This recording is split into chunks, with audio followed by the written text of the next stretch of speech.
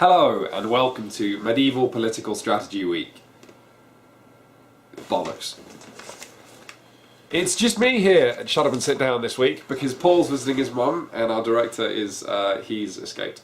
But I've got a great week of reviews coming up for you, because if you've ever seen The Perfect Storm with George Clooney, then well, I've got a perfect storm of medieval political strategy coming up for you. Games that will turn your dining room table into a continent where deals will be brokered and hearts broken and men will die. So come with me on a world. Men won't literally die. Come with me on a world of medieval political strategy. Right. So coming up first, we've got Warrior Knights, originally published in the 80s by Games Workshop, and now it's a new edition.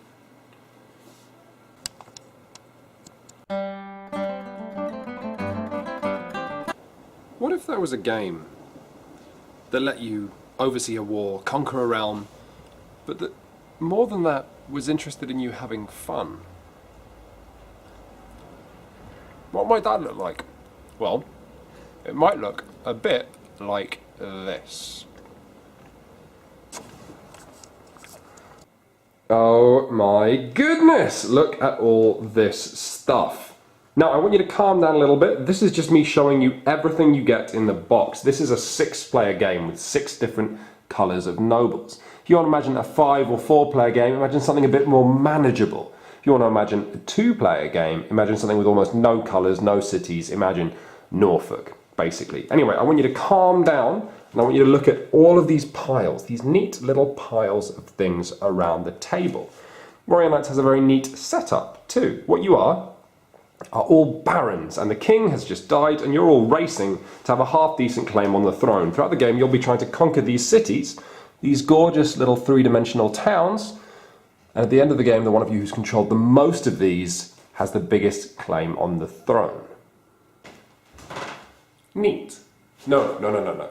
Now, I want you to go back to your first impression, because really, Warrior Knights is a riot. It is the neatest, most organised, well-structured riot in board gaming. Everything, from drafting armies to voting on agendas to funding overseas expeditions, is its own little mini-game. Warrior Knights has one goal, and that is to have players bouncing off each other like ping-pong balls in a tumble dryer, from the word go to when you pack up the game. Okay, we're going to deal with the main game in Warrior Knights first, its main thing. What you have to do on every single turn is pick the 6 things you're going to do that turn out of your hand of action cards in advance. You have to plan a half hour's gaming in advance. So maybe first of all I think, okay, I'll draft some soldiers, that sounds smart, and then I'll mobilise my forces, I'll throw in a versatile strategy in case I need to mobilise them again depending on how the board looks, and finally I'll play it safe, I'll levy taxes, I'll serve the church. Every player does this, and you each put your 2 action cards on each of these 3 piles. You throw in some random events, some spice basically. They might be the opportunity to fund expeditions, they might be, well, it could be anything, an event. And then these cards are shuffled, and voila, you've just made a delicious stew of happenings. And then, slowly but surely, everyone's numbers are called up. First off, it's yellow, serving the church.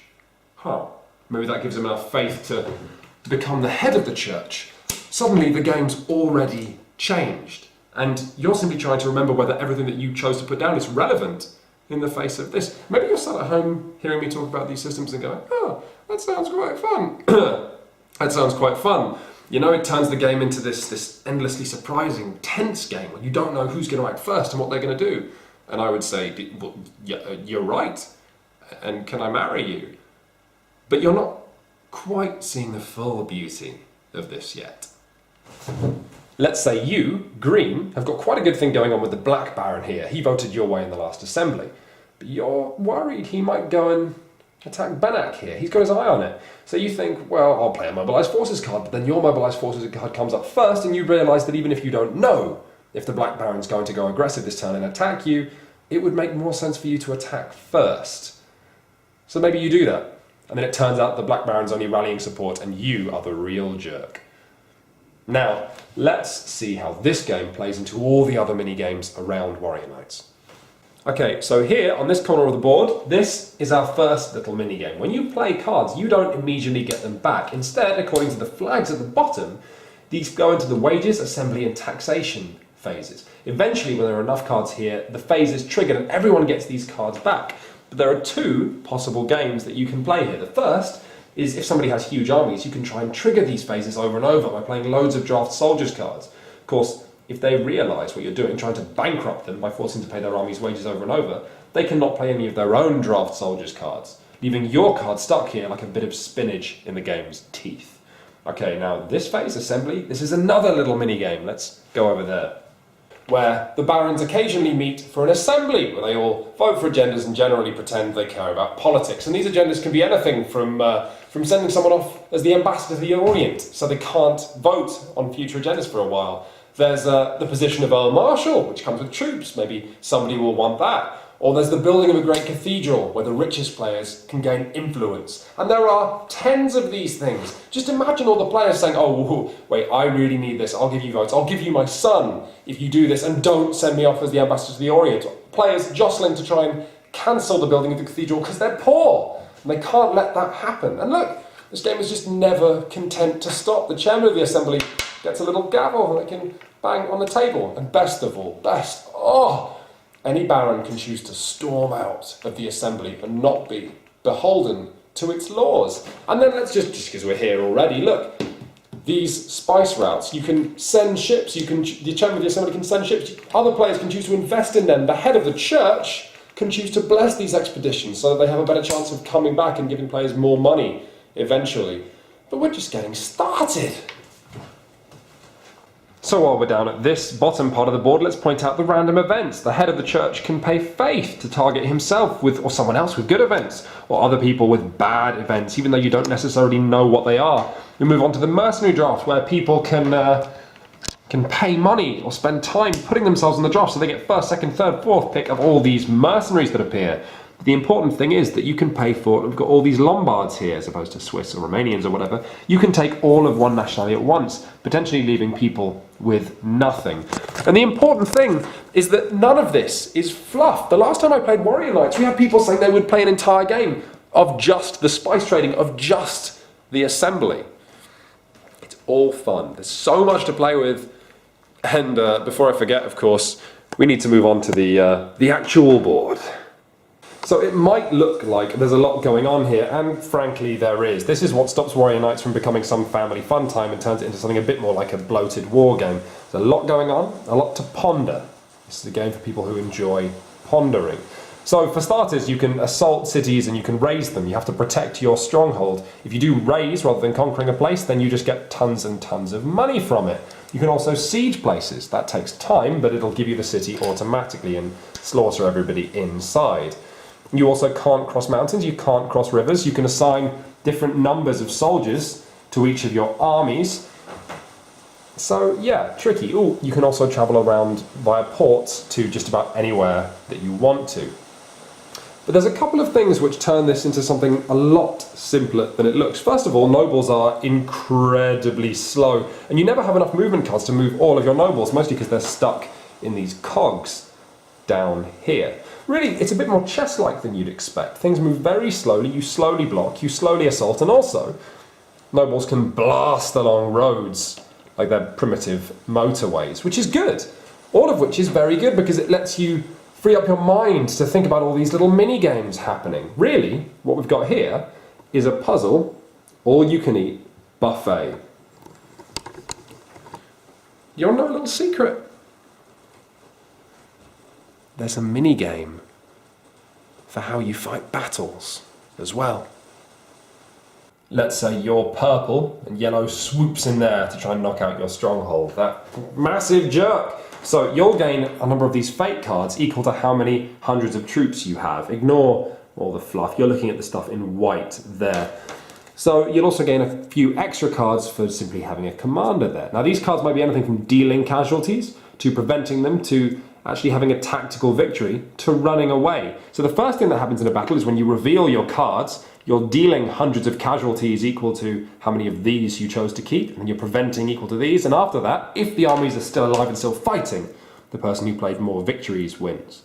So you're thinking if they're going to try and wipe you out, you want to prevent casualties and play victory. If you have a big army and you don't care about losing men, you play victories. If you just worry about running away, or you're worried they're going to run away, then you have to play a load of these retreat cards. But of course, everyone's options are crippled by what cards they're actually dealt. So it's trying to predict whether someone's going to punch or dock or grab you, but without really knowing how many hands they have. It's tricky, it's fun.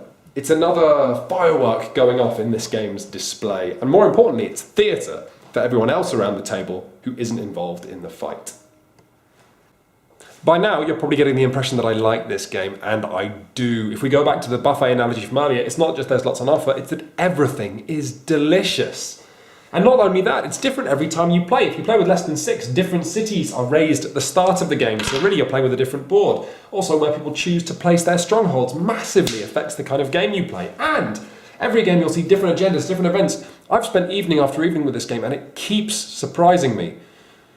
And if somehow you're not full after all of this, well then you can expand the buffet with the Crown and Glory expansion.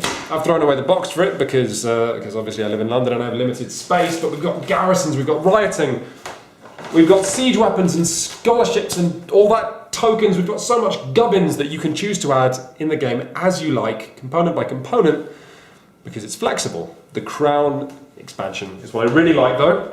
One of you can actually become the king, where the game would ordinarily end, except it doesn't end, because while the king gets massive armies and additional influence every turn, if the rest of you can put aside your differences for one last war, one of you might become the real power behind the throne. I just gave myself tingles. It's not a perfect game by any stretch. Obviously it's quite complicated to teach, and it doesn't cohere as well. It's not as obvious how to win as a less ambitious game might be. Every single time I've played, the moment it's finished, all the players have started talking excitedly about how they wish they'd known this, how they wished, most importantly, they'd known that the game was going to end so soon. There's not a sense that the winner wasn't the one who played best, but just that it wasn't as close, as obvious a race as it could have been. You all just start playing, you're in this kind of strategy free-fall, laughing and pinwheeling your arms, and then you hit the ground as the game comes to a stop. You won't know entirely what just happened to any of you, but you will definitely want to experience it again. All right, let's move into Quinn's Conclusion Tavern.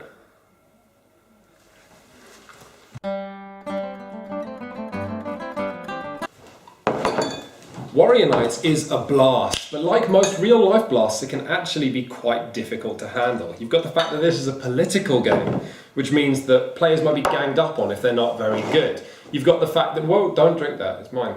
You've got king-making as well. King-making being the thing that if players play badly, they might mean another player actually wins the game. And then there's the fact that it ends quite early. But you know what? None of this really matters, because the fact is you'll just want to get it on your table again. There's nothing like a good drink after a hard day's work, is there? Well, don't actually speak.